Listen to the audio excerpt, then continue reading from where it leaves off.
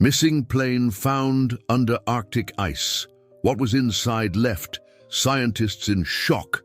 Dr. Ethan Walker stared at the satellite images spread across his desk, his hands trembling slightly as he adjusted his wire-rimmed glasses.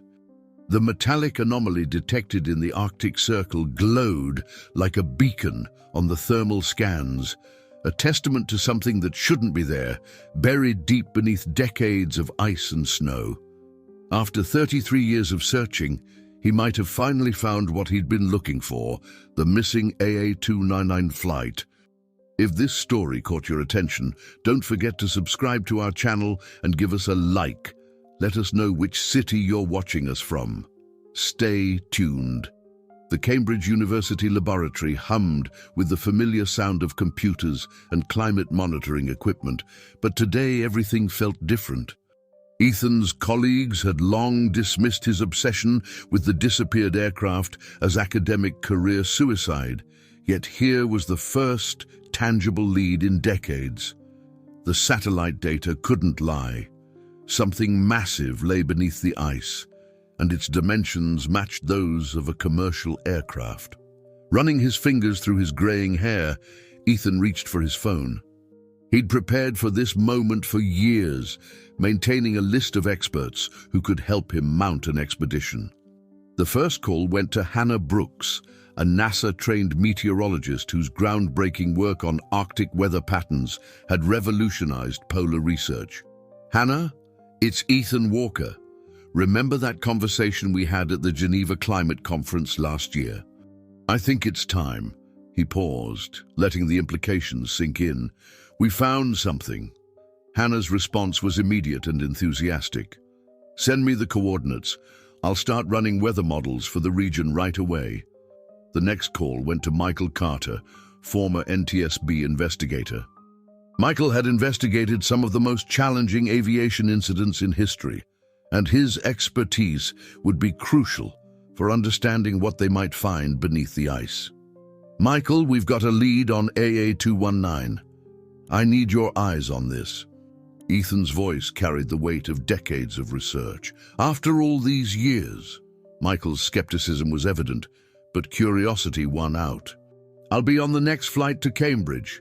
Emma Reed, the forensic specialist, was harder to convince. Her experience in extreme conditions made her invaluable, but she was currently involved in another project in the Himalayas. "Dr. Walker, you understand what you're asking? We'd be working against time, extreme cold, and uncertain terrain." Her voice crackled over the satellite phone. "Emma, this isn't just another recovery mission. We're talking about solving one of aviation's greatest mysteries. The families of those aboard deserve answers." There was a long pause before she replied, "I'll need 3 days to wrap up here. Send me the preliminary data." The final call was to Robert Hayes, the ex-Navy SEAL.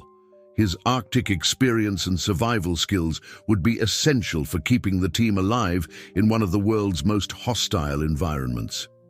"Hayes speaking. Robert, it's Ethan Walker. Remember that contingency we discussed? It's happening." The line went quiet for a moment. "Location: Arctic Circle. We'll need your full kit and expertise." "I'm in. When do we move?" As Ethan ended the final call, he turned to the wall of his office, where newspaper clippings about AA219 covered nearly every inch of space. Among them was the face of his mentor, Dr. James Richardson, who had been aboard that flight. James had been more than just a colleague. He had been the father figure Ethan never had, the one who had inspired his passion for scientific discovery. The satellite images seemed to pulse with possibility.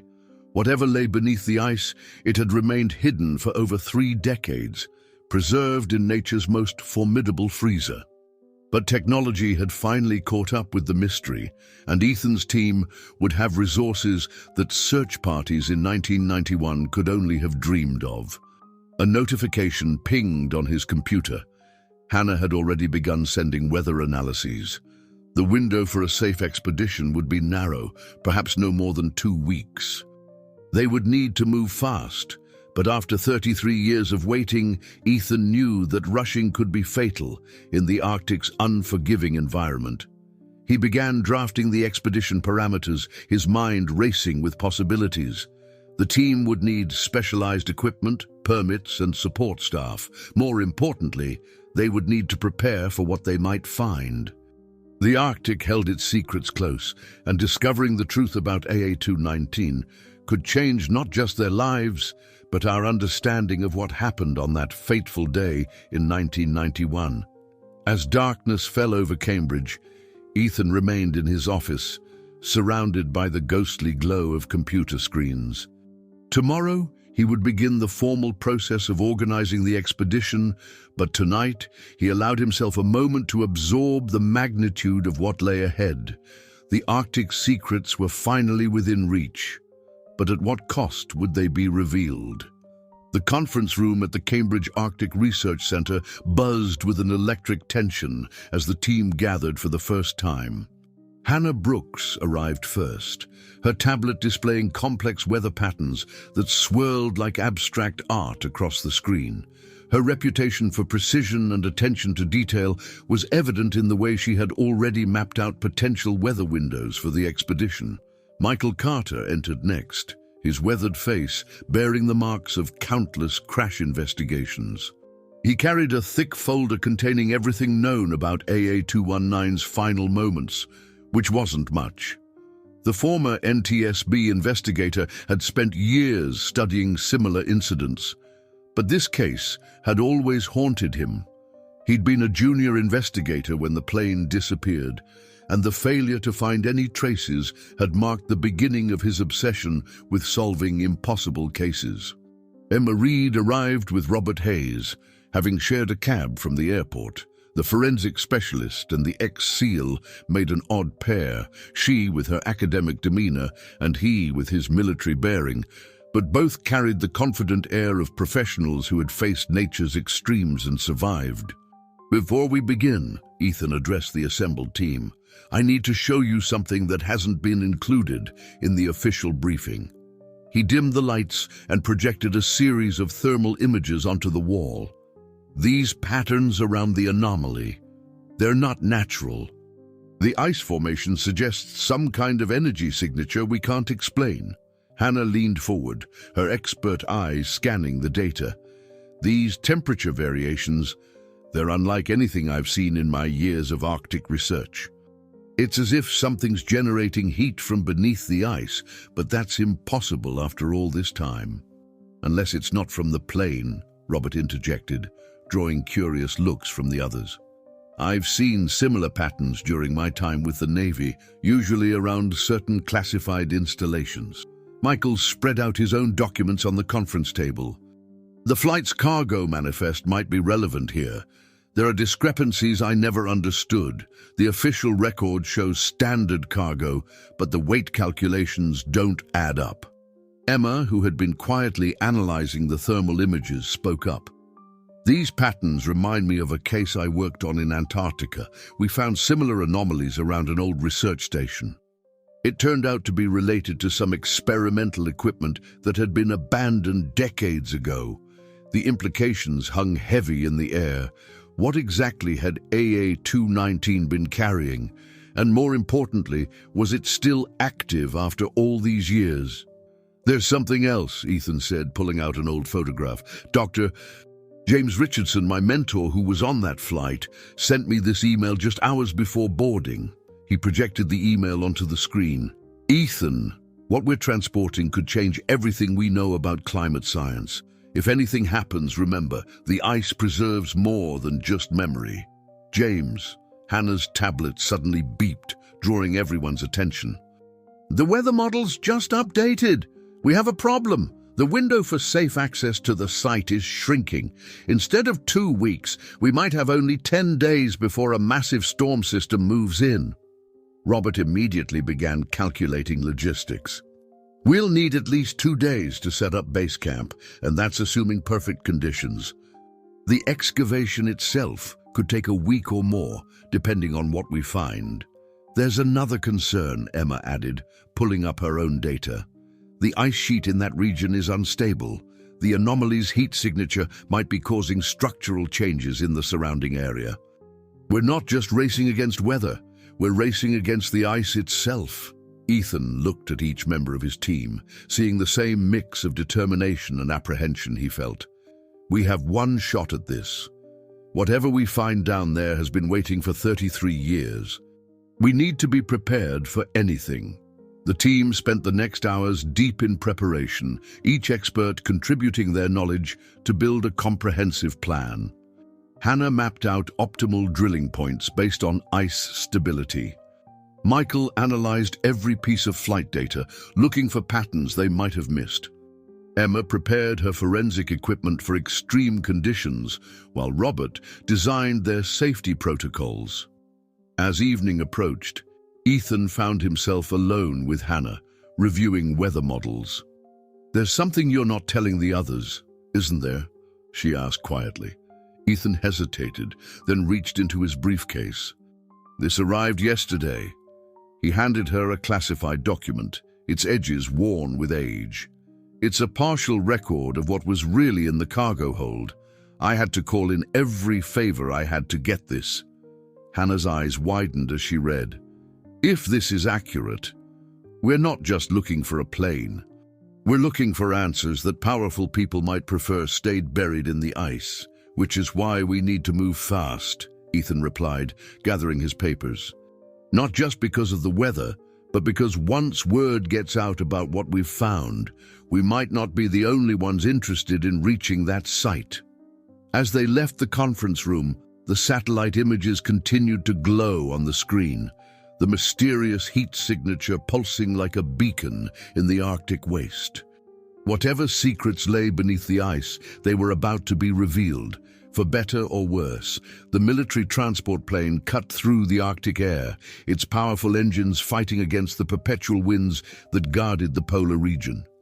Inside, the team sat surrounded by their equipment, each lost in their own thoughts about what lay ahead. The cargo hold was cramped with specialized drilling equipment, survival gear, and enough supplies to sustain them for 2 weeks in one of Earth's most hostile environments. Hannah sat next to the small window, her eyes fixed on her tablet as she monitored the approaching weather system. The storm was intensifying faster than her models had predicted, causing her forehead to crease with worry. "The atmospheric pressure is dropping more rapidly than expected," she announced, breaking the tense silence. "We might need to adjust our timeline." Robert, who had been checking his survival gear for the 10th time, looked up sharply. "How much of an adjustment are we talking about?" "2 days, maybe 3 off our window," Hannah replied, her fingers dancing across the screen as she refined her calculations. "The storm system is behaving unusually." Michael, who had been studying old flight patterns, shifted in his seat. "Unusually how?" "It's as if something's affecting the natural air currents in the region. The pattern is reminiscent of artificial heat sources, interfering with normal Arctic weather formation." Hannah turned her tablet so the others could see the swirling anomalies in the weather data. Emma leaned forward, her forensic expert's eye catching something in the patterns. "Those disruptions, they're similar to the thermal signatures we detected around the crash site, aren't they?" Ethan, who had been quietly observing the exchange, pulled out the classified document he'd shown Hannah earlier. "It's time you all knew what we might really be dealing with." He passed the paper around, watching as each team member's expression changed upon reading its contents. "Experimental weather modification technology?" Michael's voice was incredulous. "In 1991, that's not possible."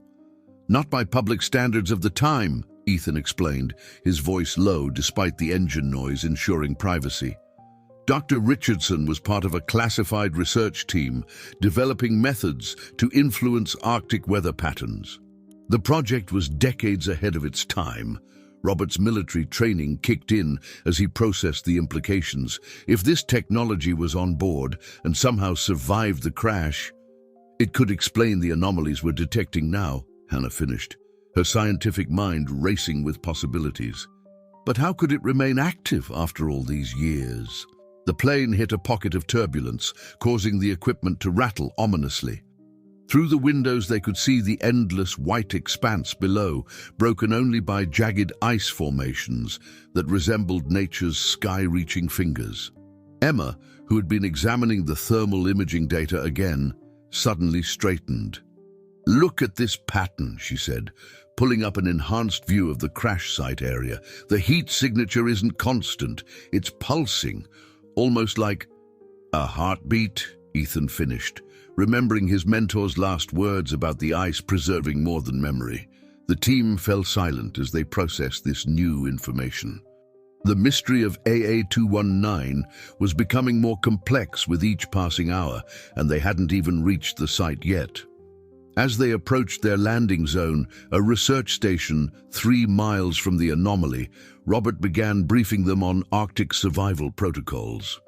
"The temperature outside is -40. One mistake, one piece of exposed skin, and you could lose feeling within seconds.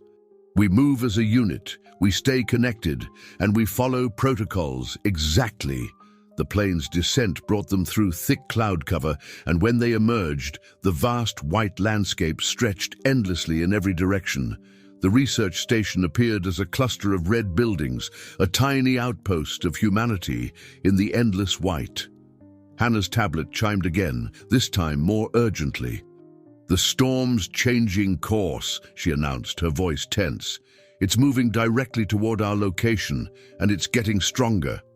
Ethan looked out at the white expanse below them, knowing that somewhere out there, buried in the ice, lay not just the answers to what happened to AA219, but potentially something that could change their understanding of weather manipulation technology. The question was, would they have enough time to uncover the truth before the storm arrived? As the plane circled for landing, Emma noticed something through her window. A family of polar bears in the distance, watching the aircraft with unusual interest. "Look," she said, pointing them out to the others. "4 cubs and a mother? That's rare.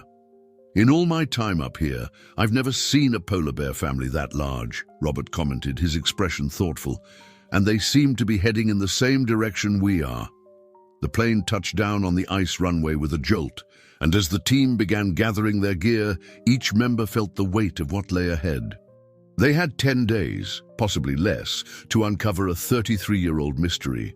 But as they would soon discover, the Arctic held more secrets than any of them had imagined, and some mysteries might be better left buried in the ice.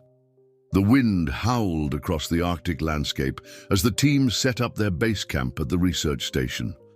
Equipment had to be secured against the relentless gusts, and every movement required careful consideration in the extreme cold.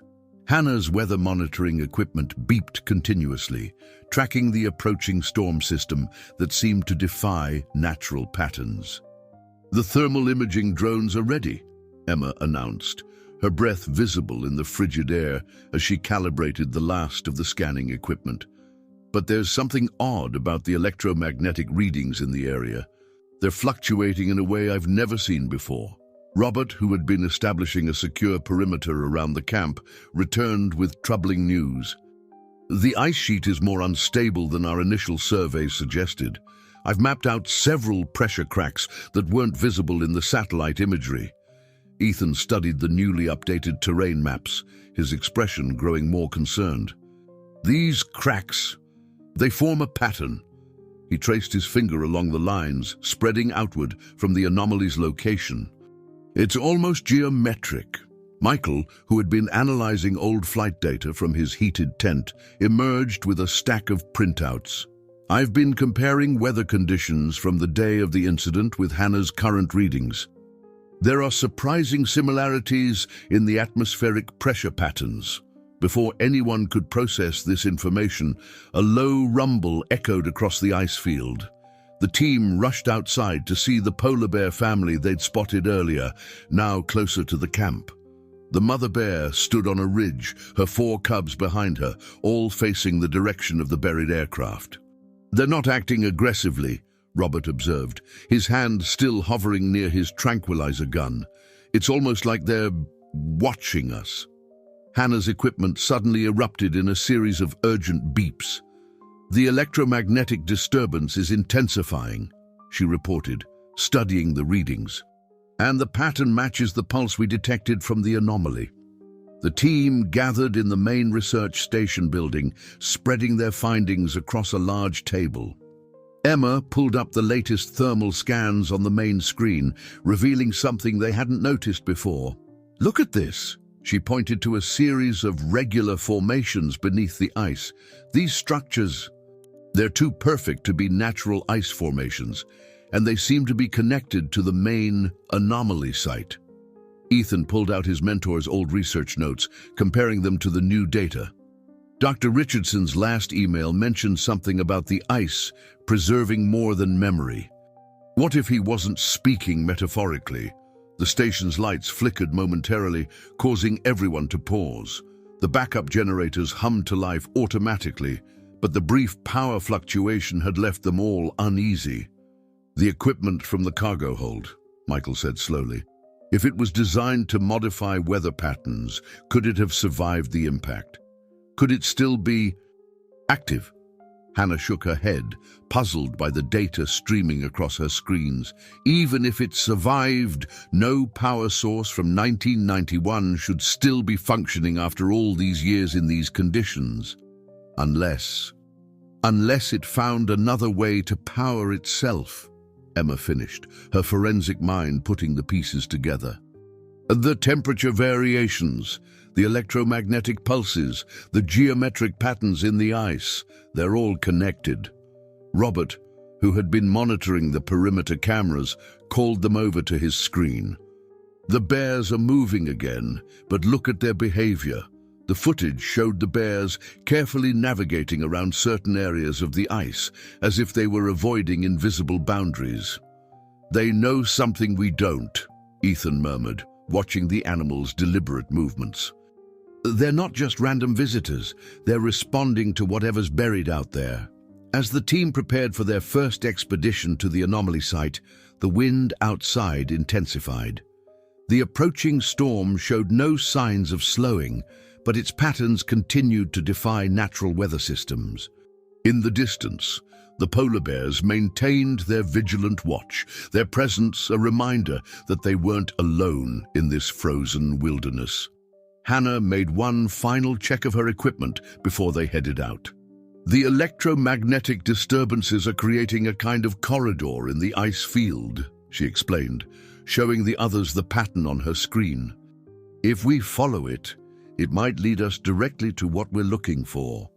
As they suited up in their extreme weather gear, each team member felt the weight of what lay ahead. The ice held secrets that had waited 33 years to be discovered. But with each new piece of information, the mystery only seemed to deepen. The answers they sought were buried not just in the ice, but in the complex web of scientific ambition, classified technology, and natural phenomena that had brought them all to this remote corner of the Arctic. The team trudged through the deep snow, following the electromagnetic corridor Hannah had identified. Their advanced ice-penetrating radar equipment, mounted on specially designed sleds, carved a path through the pristine white landscape. The polar bears maintained their distance, moving parallel to the expedition, their presence both reassuring and mysterious. "Energy readings are getting stronger," Hannah announced through the radio built into her protective mask. The wind had picked up, making verbal communication nearly impossible without the equipment. "Whatever's generating these pulses, we're getting closer." Emma, who was monitoring the ground-penetrating radar, suddenly raised her hand in a stop signal. The team halted immediately, following their safety protocols. "There's something here," she said, adjusting the equipment settings. "About 27 meters down, it's definitely metallic and it's big." Robert began setting up safety lines while Michael consulted the old flight path data on his specialized tablet. "This matches the last known coordinates of AA219 before it vanished from radar," he confirmed, his voice tight with anticipation. Ethan moved closer to examine the radar readings, his years of research finally leading to this moment. "Start the preliminary ice core sampling," he instructed. We need to understand the composition of the layers we're dealing with. As the team set up their drilling equipment, the mother polar bear suddenly stood on her hind legs, her attention focused intently on a specific spot in the ice field. Her cubs gathered close, their behavior unusually coordinated. "They're avoiding that section entirely," Robert observed, marking the area on their survey map. "In my experience, Arctic wildlife often has an innate sense of dangerous terrain." Hannah's instruments began registering unusual readings. "The electromagnetic field is fluctuating again, but there's a pattern to it now. Almost like a sequence." Emma, who had been analyzing the ice core samples as they were extracted, made an unexpected discovery. "These ice layers are wrong," she announced, her scientific training evident in her precise terminology. "Based on standard Arctic ice formation patterns, these deeper layers should be much older, but they show signs of recent crystallization." "Recent as in?" Ethan prompted, already suspecting the answer.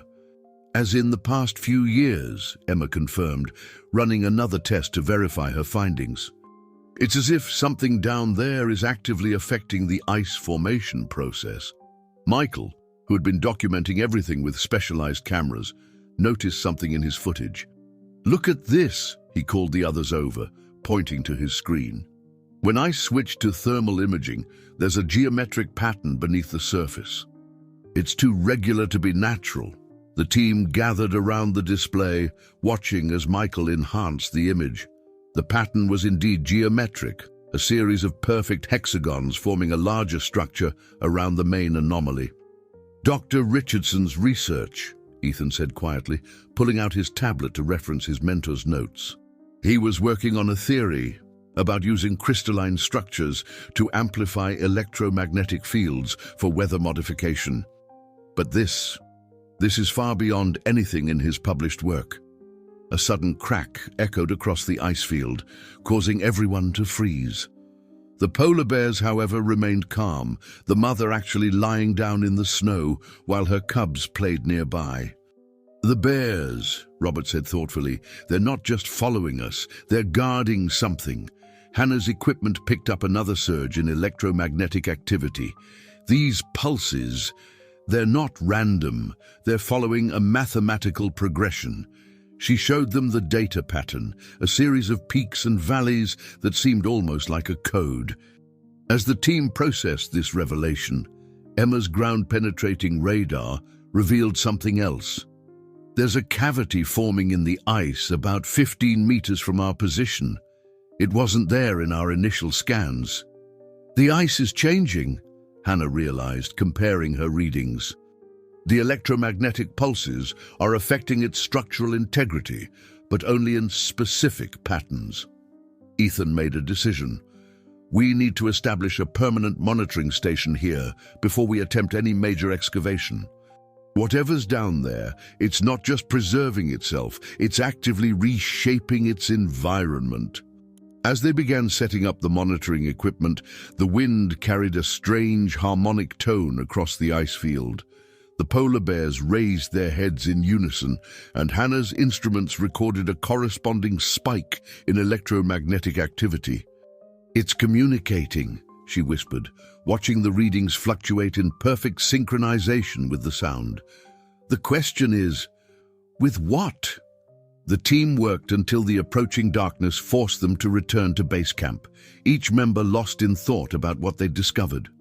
The bears watched them leave, remaining behind as silent guardians of whatever secrets lay beneath the Arctic ice. Back at the research station, as they began analyzing their findings, Ethan received an encrypted message that made his blood run cold. Other parties had learned about their discovery, and they were now in a race, not just against the storm, but against those who wanted to ensure certain secrets remained buried in the ice forever. The research station's main room had been transformed into a command center, walls covered with thermal images, electromagnetic readings, and ice core analysis data.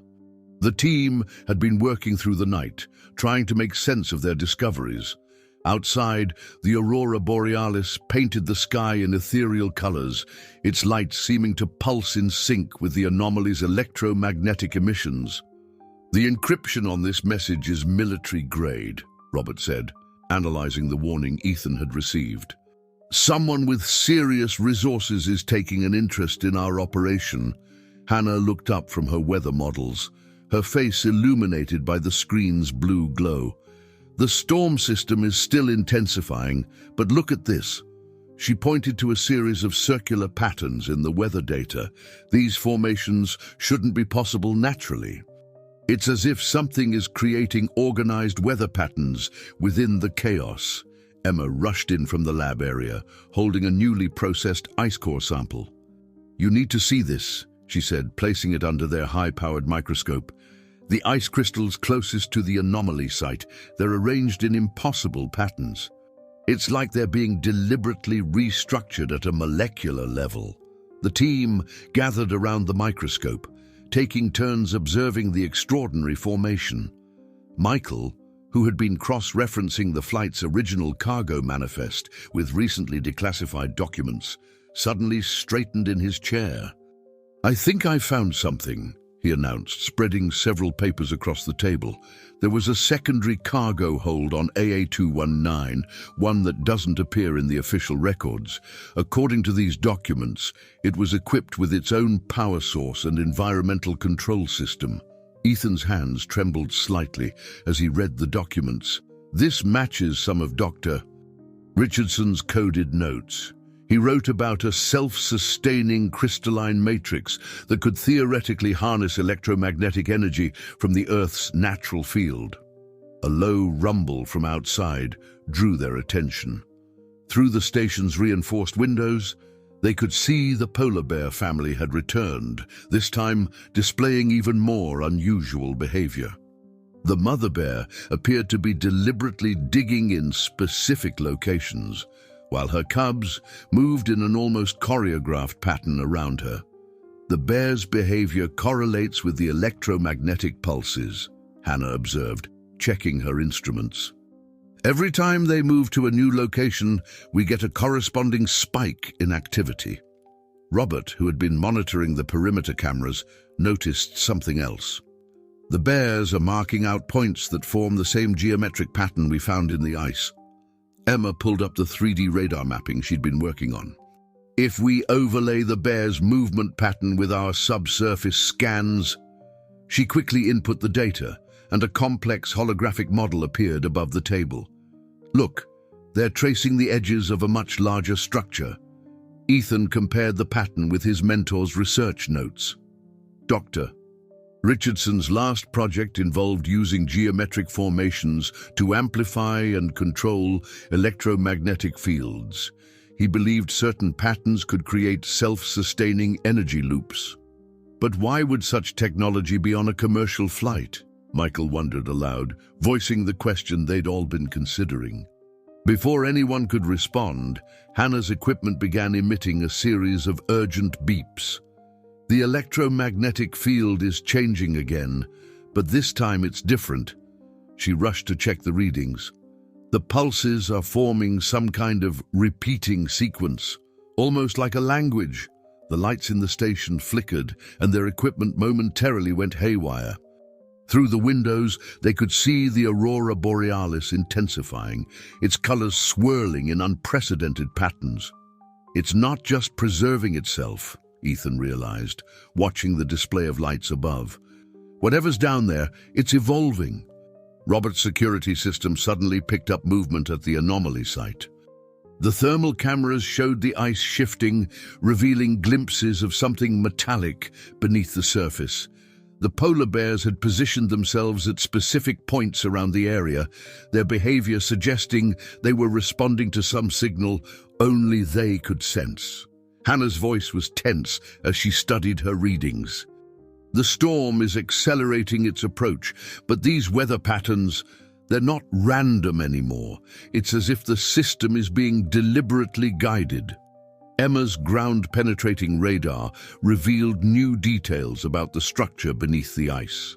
"The geometric pattern isn't just surrounding the plane. it's integrated with it. Whatever this technology is, it's become part of the aircraft's remains. As the team processed these revelations, Ethan received another encrypted message. This one contained a single line that made his heart race. Project Aurora was never meant to be found. The implications of this message hung heavy in the air as the team realized they were dealing with something far more complex than a simple recovery mission. The secrets buried in the Arctic ice were protected by forces both natural and artificial, and time was running out to uncover the truth. Dawn broke over the Arctic horizon, painting the ice in shades of pink and gold. The team had worked through the night, processing their discoveries and preparing for what promised to be a crucial day. The polar bears remained at their posts, their white fur taking on the colors of the sunrise as they maintained their vigilant watch over the anomaly site. "The excavation equipment is ready," Emma announced, reviewing the final safety protocols. "But these ice formations are unlike anything we've encountered before. The molecular structure is becoming more organized the closer we get to the anomaly." Hannah's weather monitoring systems had been recording increasingly complex patterns. "The storm is now moving in a spiral pattern," she explained, gesturing to the satellite imagery.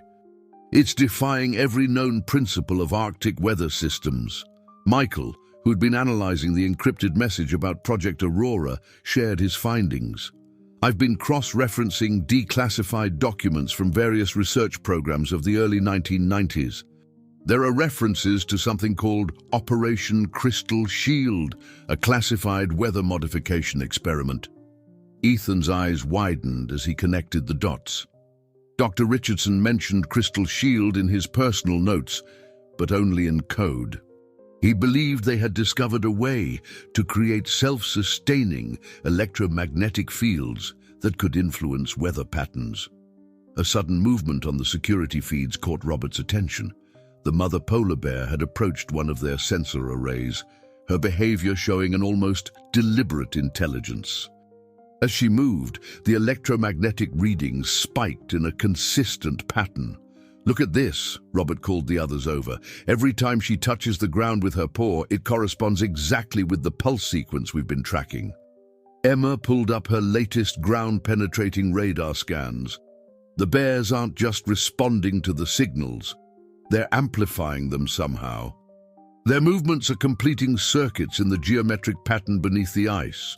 The team gathered their equipment and prepared to return to the excavation site. As they stepped outside, the Aurora Borealis was still visible in the morning sky, its ribbons of light dancing in unprecedented formations. At the dig site, they found that the ice had changed overnight. Crystalline formations had emerged in perfect geometric patterns, spreading outward from the central anomaly like a massive snowflake. "The molecular restructuring is accelerating," Emma observed, taking samples of the new formations. "It's as if the ice itself is being reprogrammed." Hannah's instruments detected a new phenomenon. These electromagnetic pulses. They're not just affecting the weather anymore. They're creating some kind of coherent energy field around the site. The polar bear cubs had begun moving in a synchronized pattern around the perimeter of the dig site, while their mother watched from an elevated position. Each time they completed a circuit, the aurora above intensified. "They're not just guarding it," Ethan realized, consulting his mentor's notes. "They're part of whatever is happening here. Somehow, they've become integrated into the system." Michael discovered something in the new ice samples. There are microscopic patterns encoded in these crystals. They look almost like data storage. As the team worked to understand these developments, they made another startling discovery. The geometric pattern beneath the ice was expanding, creating new formations that seemed to pulse with their own inner light. "The technology isn't just surviving," Hannah said, studying her readings. "It's adapting, using the natural environment to enhance itself." Robert's military training kicked in as he observed the bear's behavior. "In all my years in the Arctic, I've never seen anything like this. These animals are displaying purposeful, coordinated behavior that goes beyond natural instinct. The mother bear suddenly stood alert, her attention focused on a point in the distance. The cubs immediately ceased their movement pattern and gathered around her. "Something's coming," Robert warned, checking the perimeter sensors. The bears sense it. Hannah's equipment began registering new anomalies. The electromagnetic field is changing again. It's almost like it's preparing for something. As the team watched, the crystalline formations in the ice began to pulse with an inner light, creating patterns that match the movement of the aurora above. The bears took up positions at specific points around the site, as if they were preparing to protect something valuable. Ethan pulled out the last email from Dr. Richardson, reading it again with new understanding. "The ice preserves more than memory," he quoted. What if he wasn't just talking about preserving the plane? What if they created something that could evolve, adapt, and protect itself? The implications of this question hung in the air as the team realized they were dealing with something far beyond their initial expectations. Whatever lay beneath the ice wasn't just a remnant of the past. It was an active, evolving system that had found guardians in the most unexpected of places. The sun never quite set in the Arctic summer, casting long shadows across the transformed landscape. The crystalline formations had continued to grow, creating an intricate network of geometric patterns that seemed to pulse with an inner light. The team worked frantically, aware that their window of opportunity was shrinking as the storm approached. "I found something in the initial excavation site," Emma called out, her voice trembling with excitement. The others rushed to her position, where the specialized drilling equipment had revealed a small section of the aircraft's fuselage. But it wasn't the metal that caught their attention, it was what had happened to it. "The molecular structure of the metal has been altered," she explained, showing them the analysis on her tablet. "It's as if it's been transformed at an atomic level to integrate with the crystalline formations." Hannah's weather monitoring equipment suddenly began emitting a series of urgent alerts. "The storm's pattern has changed again," she announced, pulling up the latest satellite imagery. "It's forming concentric circles around our location, like it's being drawn to something." Michael, who had been documenting everything with specialized cameras, noticed something unusual in his footage. "Look at this," he said, replaying a sequence showing the polar bear family. Every time the electromagnetic field pulses, the bears move in perfect synchronization with the crystal formations. The mother bear had positioned herself at what appeared to be a focal point of the geometric pattern, her cubs arranged around her in a precise formation. As they watched, the Aurora borealis above intensified, its colors reflecting off the ice in mesmerizing patterns. "The diary," Ethan said suddenly, pulling out the weathered notebook they'd recovered earlier. "There's a passage here I missed before." He read aloud. "Day 7 after the incident. The lights in the sky are changing. The bears came today. They seem drawn to something. The ice isn't just ice anymore." Robert's security system detected movement at the perimeter. "We've got company," he announced, checking the thermal imaging displays. "Multiple heat signatures approaching from the north." "The bears," Hannah observed. "They're not reacting defensively. It's as if they were expecting this." As they watched, more polar bears emerged from the Arctic mist, moving with the same purposeful coordination as the first family. They took up positions around the excavation site, completing a larger version of the geometric pattern they'd observed. Emma's ground-penetrating radar revealed new details about the structure beneath the ice. "The pattern isn't random," she realized, overlaying multiple data sets. "It's a blueprint for something much larger." The plane crash site is just one node in a vast network. Ethan compared the patterns to his mentor's research notes. Dr. Richardson's last project. He called it the resonance matrix. He believed certain geometric formations could create self-sustaining energy fields that would interact with Earth's natural electromagnetic field. Hannah's instruments recorded a sudden surge in activity. The crystalline structures are responding to the bear's presence. The energy signatures are amplifying, creating some kind of harmonic resonance. Michael discovered something in the recovered flight data. The cargo manifest mentions a specialized container designed to maintain specific electromagnetic conditions. What if it wasn't just carrying the technology? What if it was part of a larger experiment?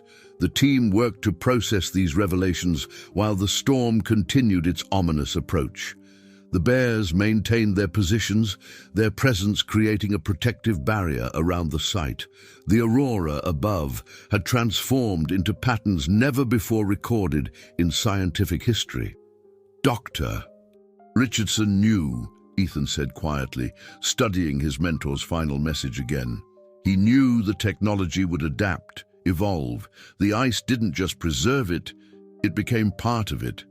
A low-frequency hum began emanating from beneath the ice, causing their equipment to vibrate in response. The bears remained perfectly still, as if listening to a signal only they could fully comprehend. "Whatever this is," Robert observed, "it's not just surviving up here, it's thriving. And these bears, they're not just guardians, they're participants in something we're only beginning to understand." Emma's latest analysis revealed something unprecedented. The ice crystals aren't just storing energy, they're storing information. Patterns within patterns, like a vast organic computer. As night approached, bringing with it the storm's leading edge, the team realized they were standing on the threshold of a discovery that could change their understanding of not just what happened to AA-219, but of the very nature of adaptation and survival in Earth's most extreme environment. The approaching storm painted the Arctic sky in otherworldly colors, while the growing network of crystalline formations pulsed with an inner light that seemed to respond to the atmospheric pressure changes. The team worked against time, knowing they were on the verge of understanding something unprecedented. "The recovered container shows signs of extreme modification," Emma announced, examining the sealed unit they'd carefully extracted from the ice. The metal surface was covered in intricate patterns that matched the surrounding crystal formations. "It's as if the technology inside has been rewriting its own containment structure." Hannah's weather monitoring systems were recording increasingly complex data patterns. "The storm isn't just approaching anymore," she explained, her voice tense. "It's forming a spiral pattern around us, creating a kind of eye directly above the excavation site." The polar bears had maintained their positions, their numbers now grown to nearly 20. They moved in synchronized patterns that seemed to stabilize the electromagnetic field whenever it fluctuated too strongly. "Look at this," Michael called out, reviewing footage from their thermal cameras. "Every time the bears move, they leave behind traces of electromagnetic energy. They're not just responding to the field, they're helping to maintain it." Robert's security systems detected unusual movements in the ice itself. "The structural integrity of the surface is changing," he reported, showing them the latest scans. "But it's not weakening. It's reorganizing itself into more stable configurations."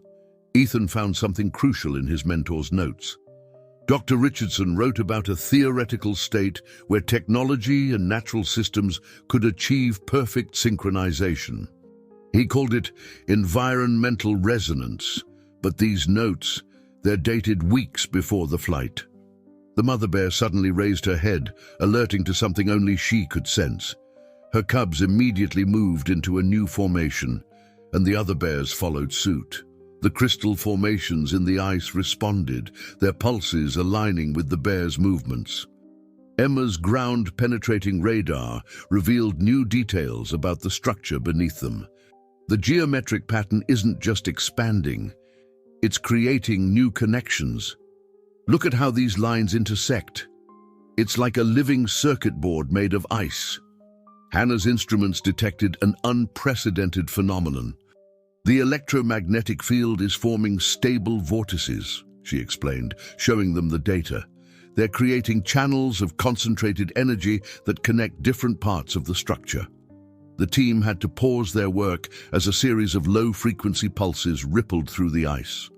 The bears remained calm, but their positioning shifted slightly, as if adjusting to maintain some crucial balance. Michael discovered something in the recovered flight data.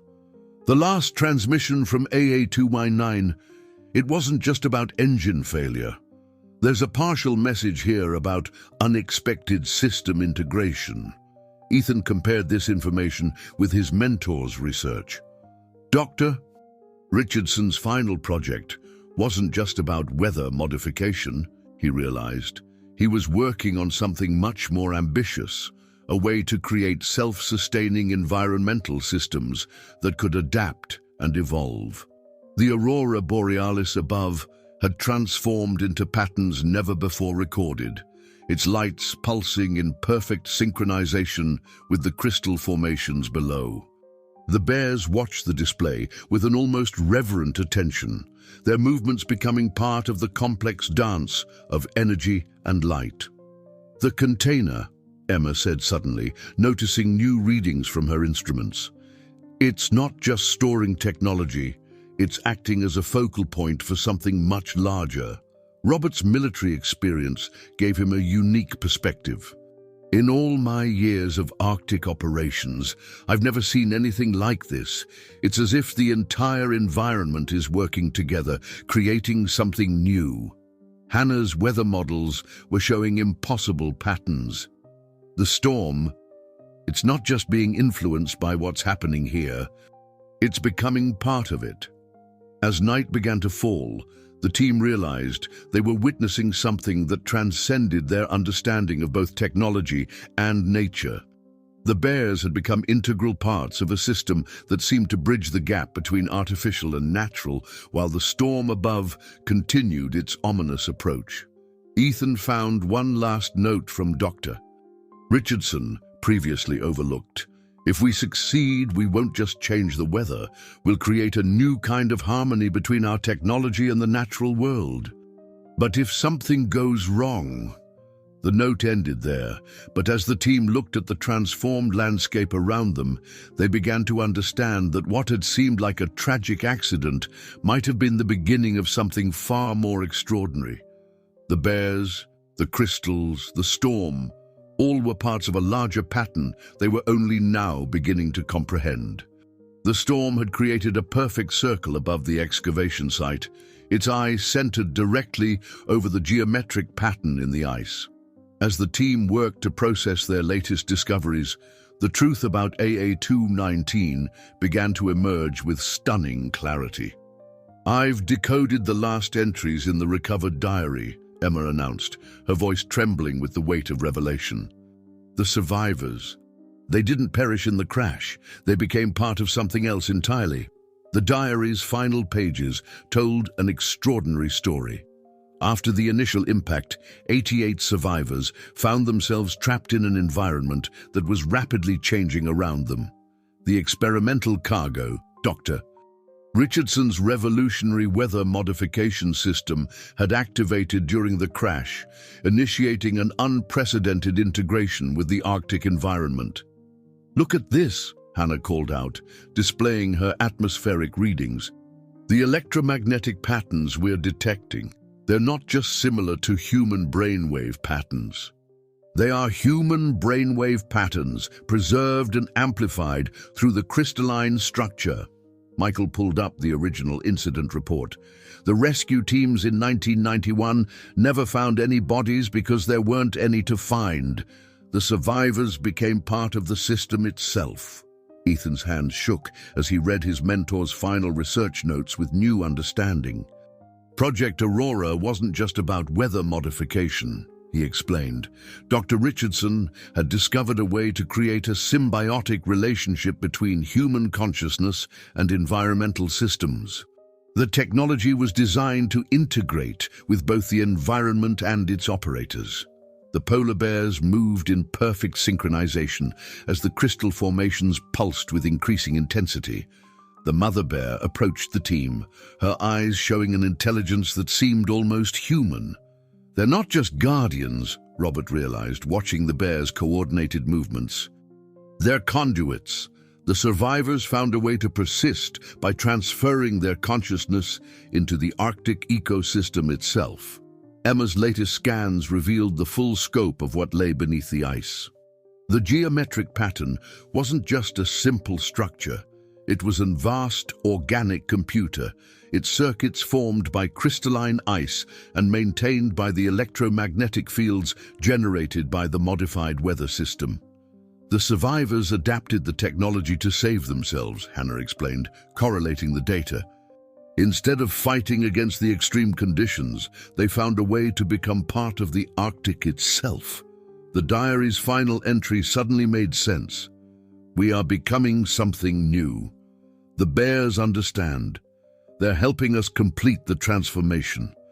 The ice doesn't imprison us.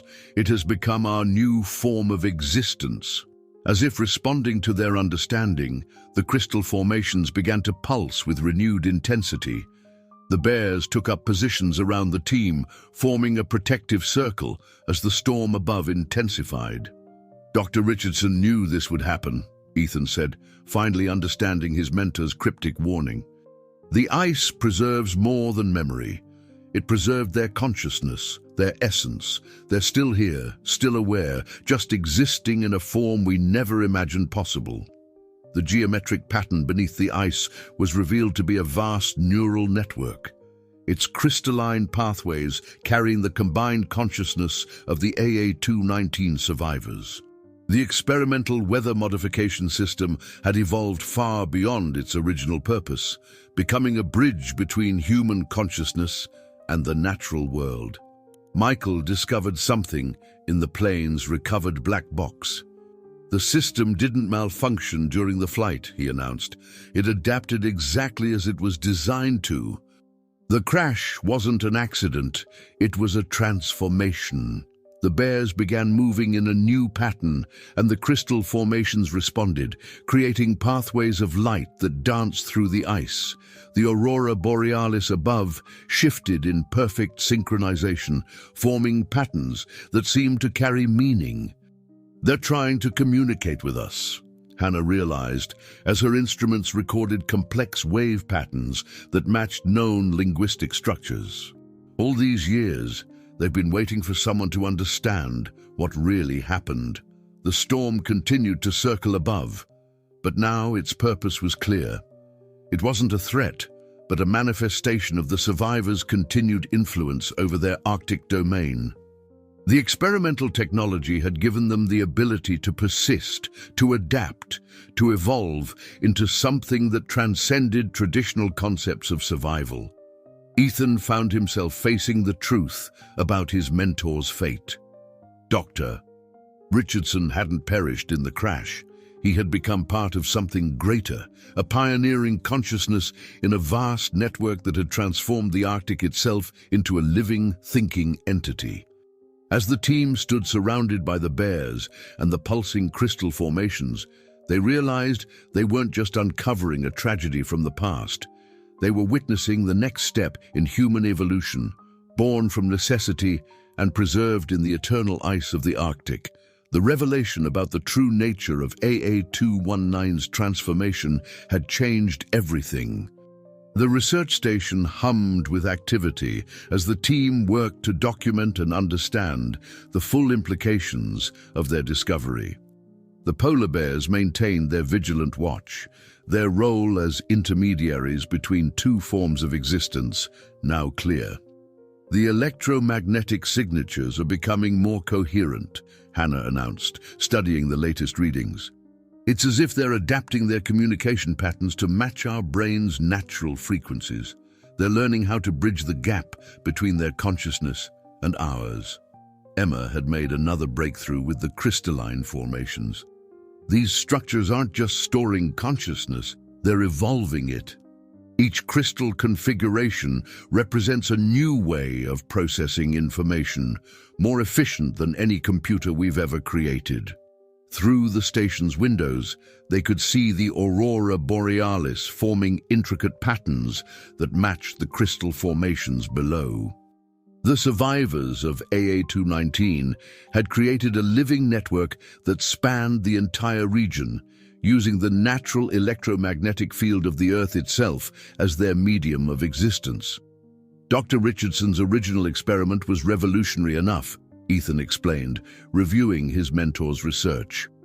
He had developed a way to modify weather patterns by creating self-sustaining electromagnetic fields. But what the survivors achieved went far beyond that. They found a way to integrate human consciousness with the natural world. Michael had been analyzing the recovered black box data with new understanding. The system's initial activation during the crash wasn't a malfunction, it was an emergency protocol. When the plane went down, the technology initiated a preservation sequence we never knew existed. Robert's military experience provided crucial insight. The bears aren't just random Arctic wildlife that learned to interact with the system. They're essential components, chosen for their natural ability to navigate electromagnetic fields. They've become living interfaces between the crystalline network and the physical world. A sudden surge in electromagnetic activity drew their attention. The mother bear approached the station's window, her cubs following in a precise formation. Through the glass, her eyes seemed to hold decades of accumulated wisdom. "The diary mentions a choice they had to make," Emma said, referring to the recovered document. As their physical forms were failing in the extreme cold, they discovered the system could preserve their consciousness within the crystalline matrix. But it meant leaving their human existence behind completely.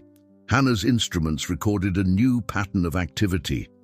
They're not just surviving up here, they're thriving.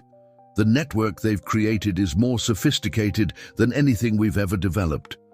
They've learned to manipulate weather patterns, preserve information, and even evolve their own consciousness. The storm above had transformed into a stable system, its energy integrated into the larger network. The survivors had learned to use natural weather patterns as part of their new existence, creating a self-sustaining ecosystem that served both as their environment and their form of expression. "Look at this," Michael called out, displaying new data from the excavation site. The geometric structure beneath the ice, it's not just one pattern, but many layers of patterns, each representing a different aspect of their collective consciousness. Ethan found himself understanding more of his mentor's final message. The ice preserves more than memory. He was telling us that they had found a way to preserve the essence of human consciousness itself, integrating it with the natural world in a way that transcended physical existence. The bears began moving in new patterns around the station, and the crystal formations responded with pulses of light that seemed to carry meaning. The survivors were no longer bound by human limitations. They had become part of something vast and ever-evolving. The experiment didn't fail, Hannah realized, correlating years of weather data. It succeeded beyond anyone's expectations. They didn't just create a weather modification system. They created a new form of existence, one that could adapt and evolve indefinitely. Emma's latest analysis revealed something extraordinary. The crystalline structures aren't static. They're constantly growing, learning, adapting. Each new formation represents an expansion of their consciousness and capabilities. As night fell over the Arctic landscape, the team watched in awe as the Aurora Borealis danced in patterns that seemed to tell the story of transformation and survival. The survivors of AA-219 had not only persisted, they had pioneered a new chapter in human evolution, one written in ice and light and consciousness. The research station had become a hub of frantic activity as the team worked to document their unprecedented discoveries. The implications of what they'd found went far beyond solving a decades-old aviation mystery. They were witnessing the next step in human evolution, born in the harsh embrace of the Arctic ice. "The neural patterns we're detecting are becoming more complex," Hannah announced, her screens displaying waves of data that pulsed in harmony with the crystal formations outside. They're not just preserving consciousness, they're expanding it. The survivors have found ways to process information that would be impossible for a human brain. Emma had made progress, understanding the crystalline structure's growth patterns. These formations aren't random. They're creating new neural pathways, expanding their network with each passing moment. The entire system is learning, adapting, becoming more sophisticated. The polar bears had arranged themselves in a new configuration around the station, their movements synchronized with pulses of light that ran through the ice beneath their feet. The mother bear stood at what appeared to be a focal point, her cubs moving in patterns that seemed to stabilize the energy flow. Doctor, Richardson's original weather modification technology was just the beginning, Ethan explained, spreading out his mentor's recovered research notes. He had theorized that consciousness could be preserved in electromagnetic fields, but he never imagined it could evolve into something like this. Michael had discovered new information in the recovered flight data. The experimental cargo hold wasn't just carrying equipment, it was a prototype for a new kind of environmental integration system. The survivors used it as a foundation to build something far more advanced. Robert's security systems had detected unusual patterns in the ice surrounding the station. The geometric structure isn't just expanding, it's creating redundant pathways, backup systems. They've developed an incredibly sophisticated survival strategy. Through the station's reinforced windows, they could see the Aurora borealis forming new patterns, its lights dancing in synchronization with the crystal network below. The survivors had learned to use these natural phenomena as extensions of their consciousness, turning the Arctic itself into a vast, living computer. The diary's final entries make more sense now, Emma said, reviewing the recovered document. They weren't just trying to survive, they were embracing a completely new form of existence, one that could continue to grow and evolve indefinitely. Hannah's weather monitoring systems recorded unprecedented data. They've achieved perfect integration with the natural systems up here. The storms, the electromagnetic fields, even the ice formation patterns, everything works together in harmony. The bears suddenly shifted their positions, and the crystal formations responded with waves of pulsing light. The team watched in awe as new patterns emerged in the ice, creating complex geometric shapes that seemed to carry meaning. They're not just showing us what they've become, Ethan realized watching the display. They're showing us what's possible, the potential for consciousness to evolve beyond physical limitations. Michael had been analyzing the transformation process described in the recovered documents. The adaptation wasn't instantaneous. It happened gradually as they learned to integrate their consciousness with the crystalline matrix. Each survivor became part of a growing network of shared experience and knowledge. Emma's latest scans revealed something extraordinary. The original 88 survivors, their consciousness didn't just merge with the system. They found a way to expand it, to grow beyond individual limitations. They've created a collective intelligence that's greater than the sum of its parts. The station's instruments recorded a surge of electromagnetic activity as the bears began moving in new patterns. The mother bear approached the window again, her eyes reflecting an intelligence that bridged the gap between two forms of existence. "They're not trapped here," Hannah said softly, understanding dawning in her eyes. "They chose this. They saw the potential for something greater than individual survival and embraced it completely." The implications of their discoveries were staggering. The survivors of AA-219 hadn't just found a way to endure. They had pioneered a new path for human consciousness, one that transcended physical form and merged seamlessly with the natural world. As the team worked to document everything they'd learned, the crystal network continued to pulse with life and purpose. The bears maintained their vigil, serving as living bridges between two forms of existence, while the Aurora above painted the sky with the thoughts and dreams of those who had chosen to evolve beyond human limitations. The Arctic night was alive with ribbons of light as the Aurora Borealis painted messages across the sky. Inside the research station, the team faced a monumental decision. They had uncovered not just the fate of AA-219, but evidence of a transformation that challenged everything they thought they knew about human consciousness and evolution. "We've received more encrypted messages," Robert announced, his security systems detecting increased activity.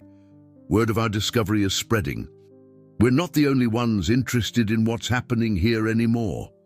Hannah's weather monitoring equipment showed the storm system had stabilized into a perfect spiral, its eye centered directly above their location.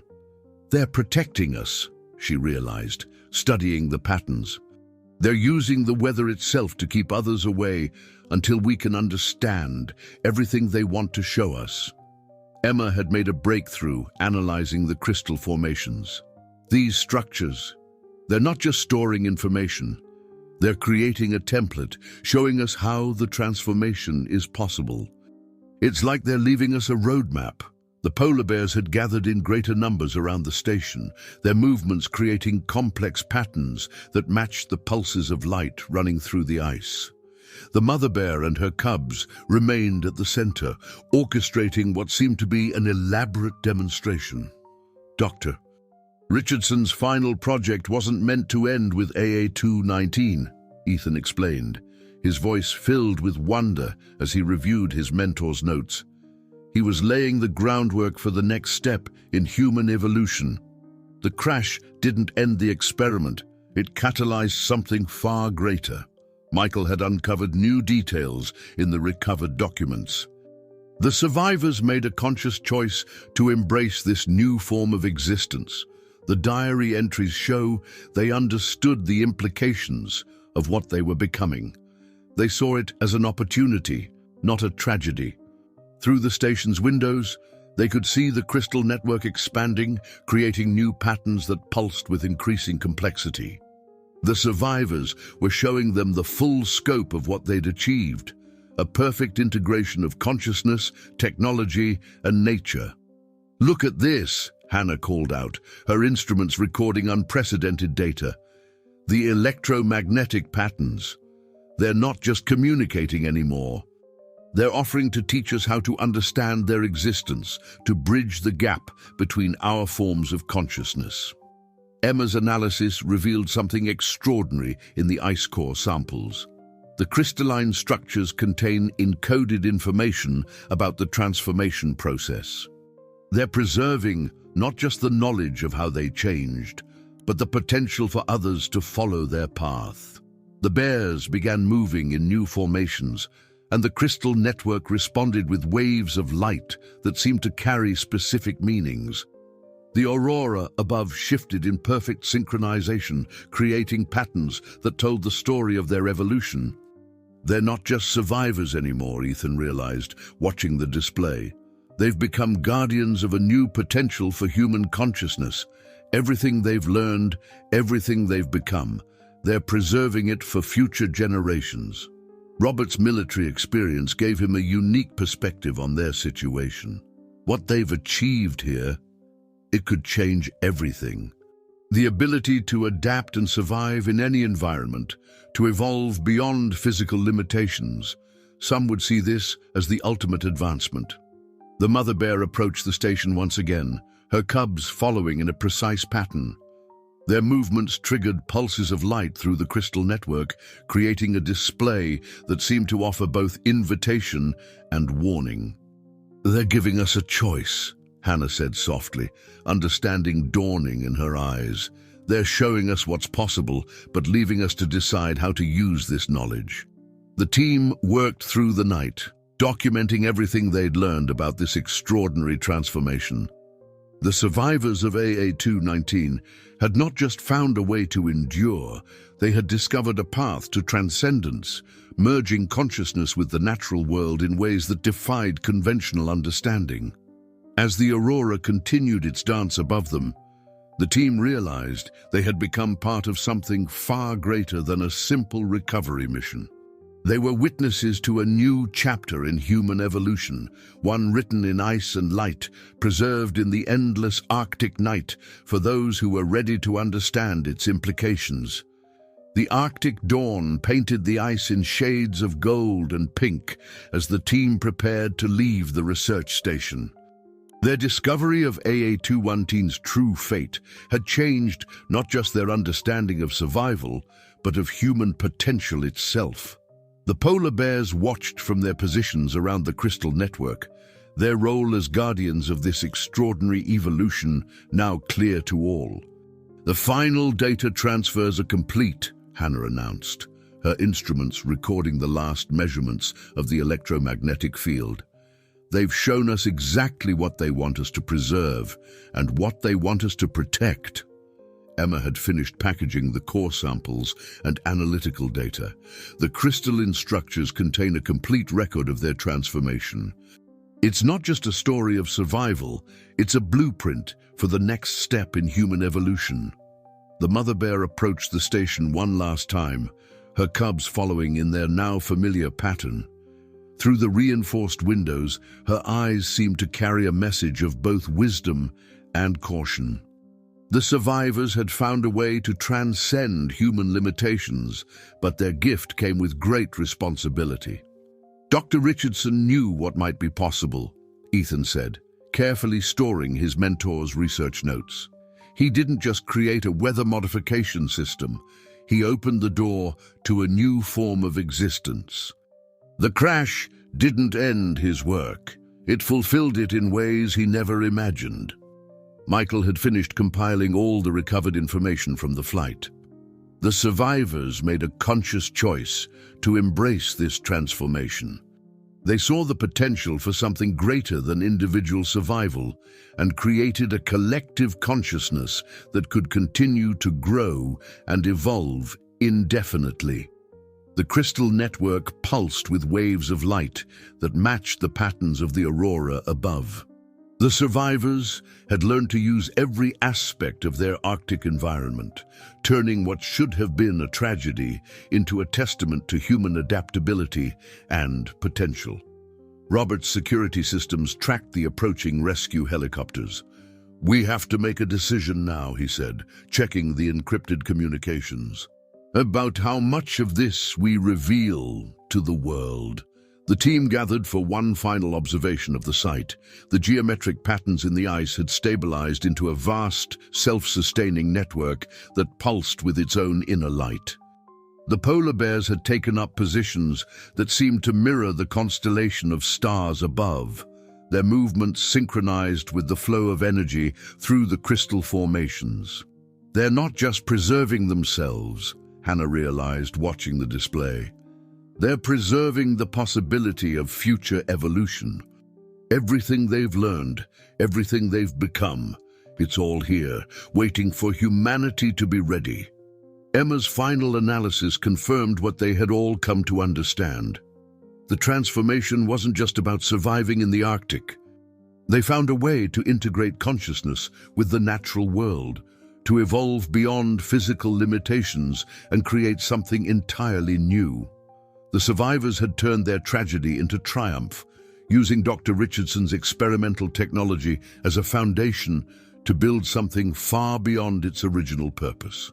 They had become guardians of not just their own evolution, but of humanity's potential future. As the rescue helicopters approached, the team made their final preparations. They had been changed by their discovery, becoming custodians of a truth that could reshape human understanding of consciousness and evolution. The mother bear and her cubs watched as the team boarded the helicopters, their presence a reminder of the bridge that had been built between two forms of existence.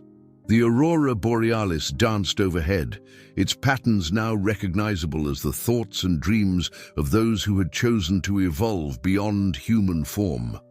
The crystal network pulsed one final time as the helicopters lifted off, its light forming patterns that seemed to say both farewell and welcome.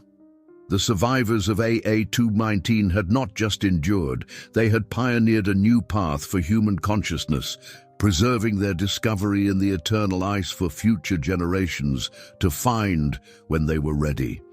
As the research station grew smaller below them, the team knew their work was just beginning. They had uncovered not just the solution to a decades-old mystery, but a glimpse of humanity's potential future. The next chapter would depend on how they chose to share this extraordinary discovery with the world. Dear listeners, you've just witnessed an extraordinary tale of transformation and evolution, where the lines between human consciousness and natural wonder blur into something entirely new. The story of AA-219 and its remarkable discovery challenges us to think beyond our current limitations and imagine what might be possible.